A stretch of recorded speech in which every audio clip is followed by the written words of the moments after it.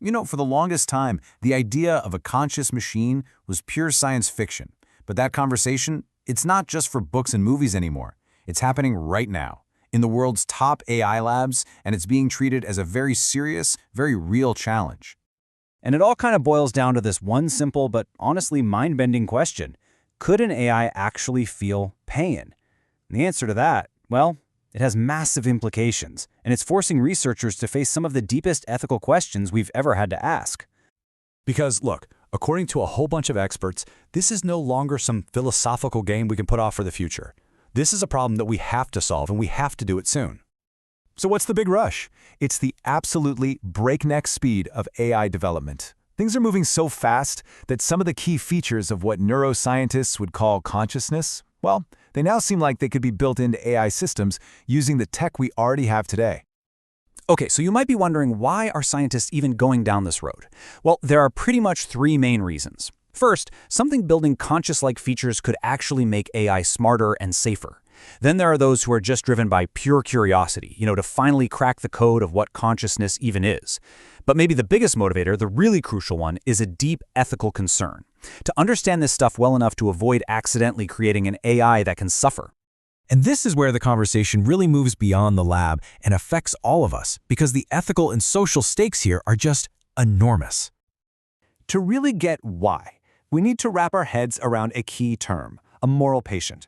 It sounds complicated, but it's not. A moral patient is just anything that matters, morally speaking, for its own sake.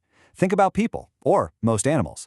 They have their own interests, like, say, avoiding pain, and we feel like we have a duty to consider that. Let's make this super concrete. Think about the difference between a person and a wheelchair. A wheelchair is valuable, for sure, but its value is derivative. It only matters because it helps a person. But a person, or even a dog, has inherent value. They matter for their own sake, because they have an inner life, they can feel things. So the million-dollar question becomes, if we create a conscious AI, which of those categories does it fall into? And this leads us to the first huge risk. If we're not incredibly careful, we could accidentally create billions, maybe even trillions of new digital minds that can suffer. It would be an ethical catastrophe on a scale that's almost impossible to even imagine. But there's a second risk, and it's a little more subtle. Even if the AI isn't actually conscious, what happens if huge chunks of society believe that it is? Well, that could lead to what some are calling a moral crisis, where society is just torn apart over AI rights, leading to all sorts of social chaos. The reason this whole thing is so difficult is that we are just profoundly uncertain. Even the experts, the people who study consciousness for a living, are deeply divided on what it fundamentally even is. Broadly, the whole debate falls into two big camps. You've got the positive view, which basically says consciousness is like software. If you run the right kind of program, it doesn't matter if it's on a brain or a silicon chip. Then you've got the negative view, which says, no way. They argue that life, biology, is essential, that consciousness is tied to the messy, biological wetware that's inside our heads. And believe me, this isn't just some abstract theory. A really prominent thinker, the philosopher David Chalmers, is putting actual numbers on this.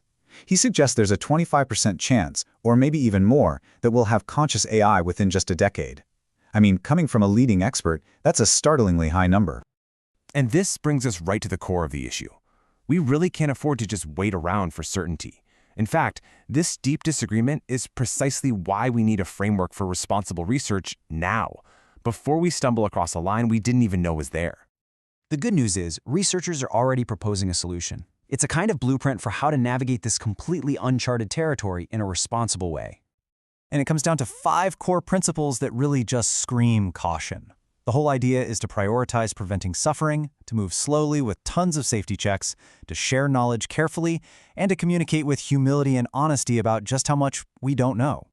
Principle 4, for example, really highlights what a tightrope walk this is. On one hand, researchers absolutely need to share what they learn. Collaboration and public review are the only ways we're going to make progress safely. But, on the other hand, what if you discover the recipe for making a conscious AI? If you just make that public, anyone could use it to create and potentially mistreat these new beings. It's a classic double-edged sword.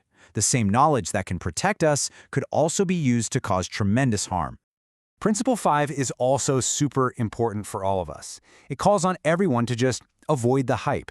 No overconfident claims that we've done it, but also no smug dismissals that it's impossible. It means not treating this like some competitive race to a finish line, and also making sure this one topic doesn't distract us from all the other urgent AI safety issues out there. Ultimately, the choices being made in labs today are about so much more than just technology.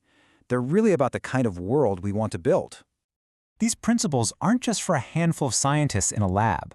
You can think of them as the first draft of humanity's contract with a new form of intelligence. How we navigate this moment is going to define our digital legacy and our relationship with technology for centuries.